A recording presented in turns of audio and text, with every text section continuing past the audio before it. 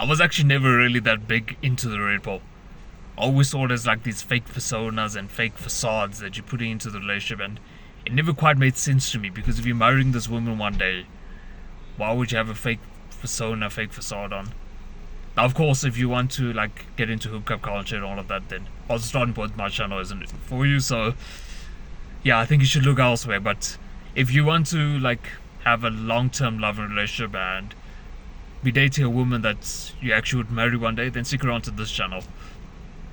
So, on quick reflection on my relationship with my woman, I was as never into the red pill, but there was like a 1 week period as like by nature of being into self-development, you get exposed, unfortunately, to all this like red pill content and concepts and all of that. So unknowingly, for like a week, I applied these like red pill tactics and all of that, and it was actually the lowest point on reflection between my woman and I. So for me at least, I know it's a small sample size, like very anecdotal evidence, but I would highly urge you against following like the red pill content, that especially that's like manipulative and create a persona.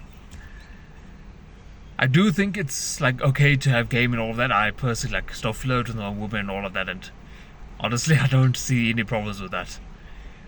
But I do urge you to like be authentic with your woman, because whenever I've been 100% authentic with my woman, that's the time that she's felt most loved. But at the same time, naturally, you also feel more loved in the sense that you're receiving love from someone because you've been authentic. I mean, I think you get where I'm going. I don't see why you would actually have this fake facade on. But now diving into why I think seeking God now is like the next layer is like me, you've probably been on self-development and you always looking to improve yourself and all of that, and that's like very attractive to a woman, and that's great. But view like pursuing God as, or building a connection with God rather, as like the next layer of your development. So like what I've noticed is since my woman and I have like been going to church together and doing all of these like wholesome things, our relationship has actually escalated tremendously. I always had the view that without like being like self-conceited or anything like that, I think me and my woman have always had like a very solid relationship, like top 1 percentile, and I really do mean that. But we've taken it like to like top 0.1 percentile since we've incorporated God.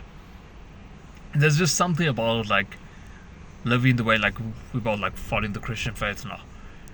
There's something about conducting your life the way you think Jesus would conduct his life.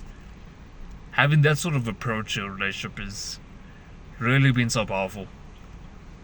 And this is why I think again the red pill just falls short. And encourages like hookups and having casual sex and even sex before marriage. And whilst you could argue yes, casual hookups and all of that is worse than sex before marriage if you like are supposed to marry this woman, the reality is at this point in time you aren't sure that you are going to marry this woman, especially like if you're only dating for 6 months or a year or whatever the case is. So I still don't think sex before marriage is a wise idea in that case, in the sense that yes, people talk about sexual incompatibility and all of that, but you can kind of tell if there's a spark there or not. So if there is no spark, then you shouldn't be dating anyway. So if you look at the Bible, I can't really talk about other religions, but I would imagine it's very similar. That sex before marriage is something that isn't really, it's actually something that's frowned upon. It's almost seen as a sin. So I would highly advise against that personally. Like, even if you're not religious, think about the fact that if you don't marry this woman and she loses her virginity to you, then it will like leave a very, almost like a scar on her, that when you guys like don't get married now, that she lost it to the man that she is like having children with, especially if like she's a high quality woman and all of that. So what I'm trying to get to is, yes, try to live the way of Jesus. If you're Christian, that works for you better, but if you're not Christian, look at like the way Jesus lived his life, and you'll probably see he's like a very good, like almost role model to live by.